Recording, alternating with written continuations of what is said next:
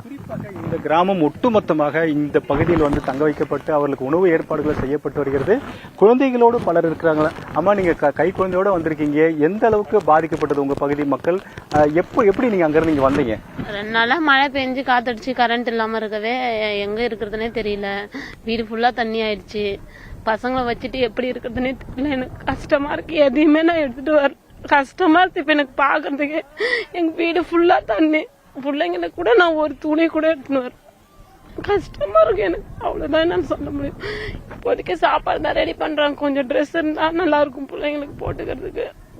பசங்களுக்கும் வயசானவங்களும் இருக்கிறாங்க. அவங்களுக்கும் ஏதாவது பெட்ஷீட் ஏதாவது கொடுக்க சொல்லுங்க. அது கொடுத்தா போதும் எங்களுக்கு. அம்மா, நீங்க எப்படி தப்பிச்சு வந்தீங்க? எத்தனை மணிக்கு உங்களுக்கு இது வெள்ளம் வந்துச்சு? காலையில 6 மணிக்கு வந்துச்சுங்க சார் வெள்ளம்.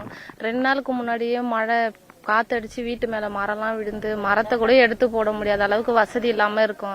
நடந்து வரவும் வழி இல்லை. ஃபுல்லா ரொம்ப வீடு ஃபுல்லா இடுப்பு அளவுக்கு தண்ணி அதிகமா வந்துருந்துச்சு. சாப்பிட வசதி இல்லை. கட்டண துணியோட நாங்க வந்திருக்கோம். குழந்தைங்க வந்திருக்காங்க. பால் வசதி எதுவுமே இல்லை. இன்ன வரைக்கும் காலையில இருந்து இது ஏதோ ஒரு சாயந்தரம் ஆக போது இது வரைக்கும் யாருமே சாப்பிடல. கரண்ட் வசதி இல்லை. குழந்தைங்களுக்கு ஒரு லேடிஸ்லாம் வந்திருக்கோம். ஒரு நாப்கின் இல்லை. ரொம்ப கஷ்டமா இருக்கு. அதெல்லாம் கொஞ்சம் கவர்மெண்ட் மூலியமா எங்களுக்கு ஹெல்ப் பண்ணாங்கன்னா நல்லா இருக்கும்.